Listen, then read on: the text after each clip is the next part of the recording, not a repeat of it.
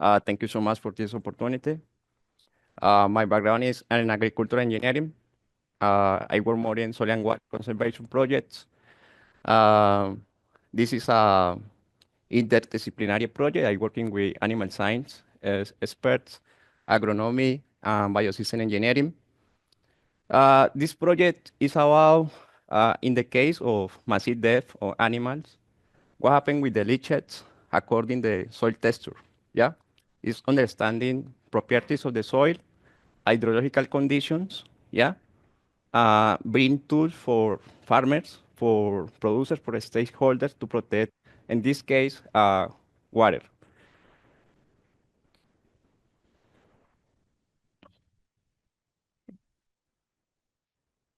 Yeah. Okay. Part of the idea to work with shallow butte and with carbon and different treatment to try to control potential foreign animal outbreak.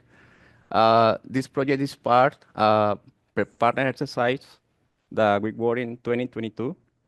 Try to understand, for example, composting process for swine carcasses.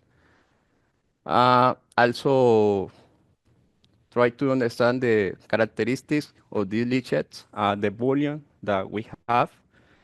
And we had this question, for example, if we get enough temperature to try to control African swine fever virus, if, for example, these methods are asequible for the farmers, if they can use these tools, um, in the case of emergency, if they can use these knowledge recommendations. Also, there are recommendations for the lack of or advice for animal carcass management.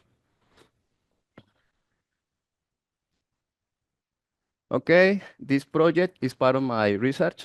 I working with composting, doing soil colony study, try to understand purulent movement through the soil. And this is a analysis of different soil types across Nebraska to try to help with this issue. Uh, when you're thinking spatial analysis, for example, different soil types, hydrologic, geological conditions, the rain, the precipitation, different slopes, there are a lot of conditions. That's why we use modelations, try to uh, try to analyze data, try to understand complex situations, and try to bring tools for make decisions. The, for in the case of carcass management, there are few studies that can explain spatial movement of these pollutants, um, groundwaters, and for example, there are some cases that happen around the world that still is leaching some pollutant from the disposal sites.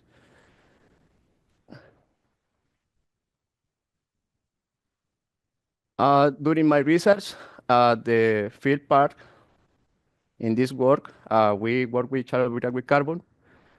We made the disposal sites. We collect leachate.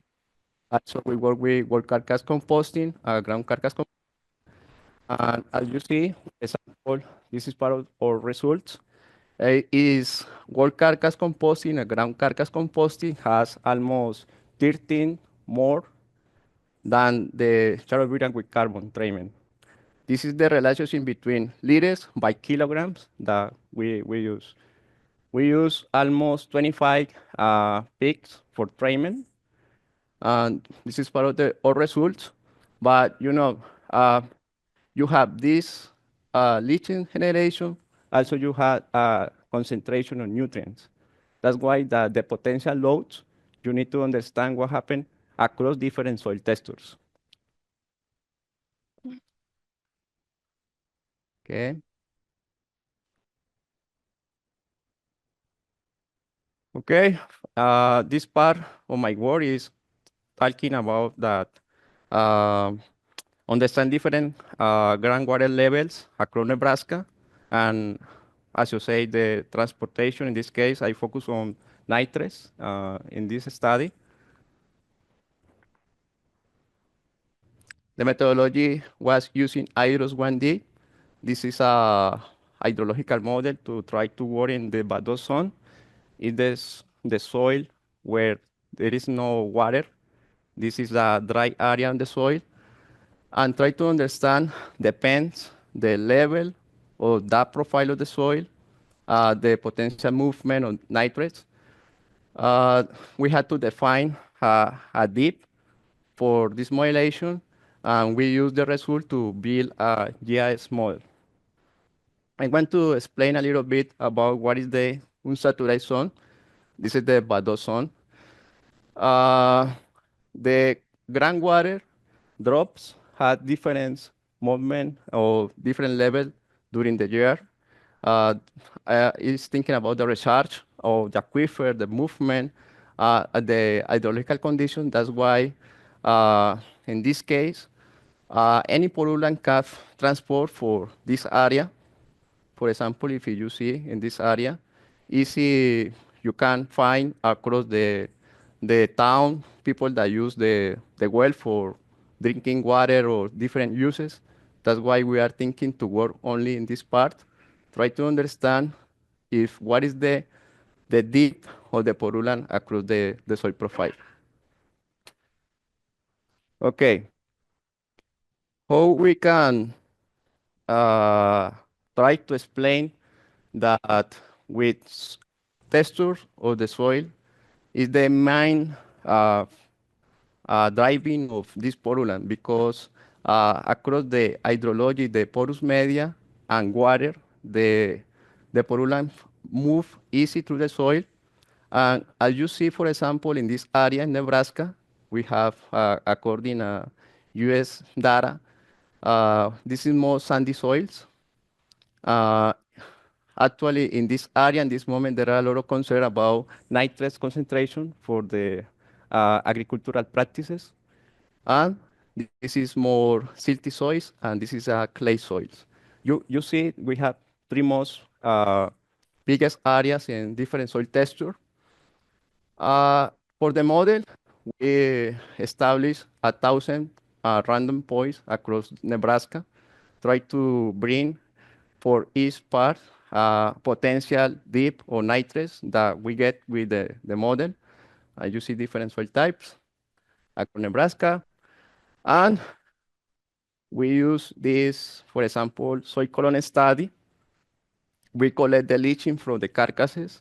We put the leachates in these columns, we collect information 5, 15, 25 centimeters from silty clay soils and sandy clay loam, because this is two extreme soils that we have across the state.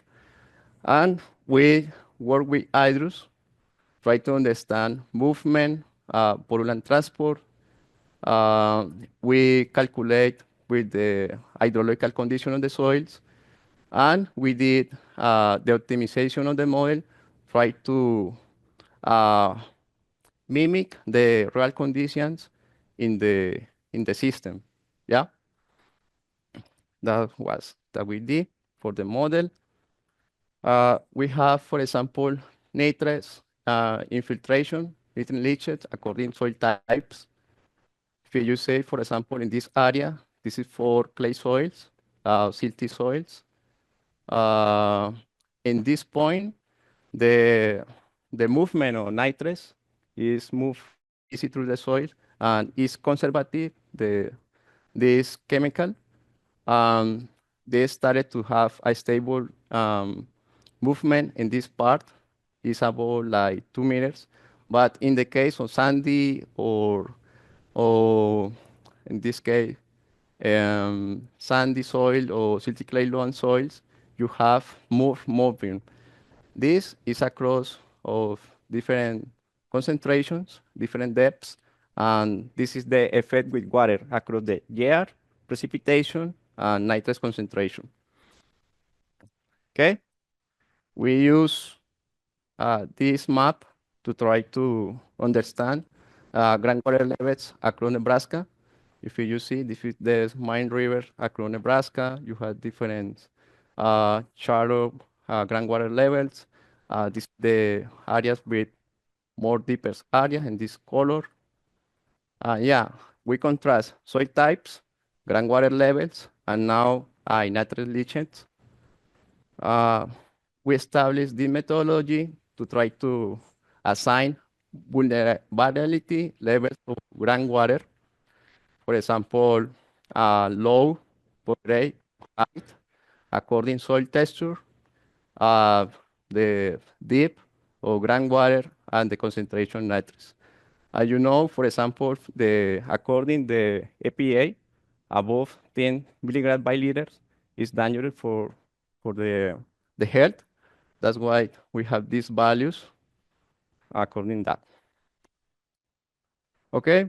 Um, After doing the modulation, overlapping all this data, the idea was to try to have a practical tools, understand where is areas there are more risks or level or moderate risk. If you see, according to soil types in these areas, it was more clay soil. In this area, for example, you're looking for, in this color, orange, more silty soils. And in this area, you see more sandy soils. This is very important because actually in Nebraska, the major concentration or operation of swine producers is like 3.8 millions of hogs by year. Is around here. This is the major concentration in Nebraska.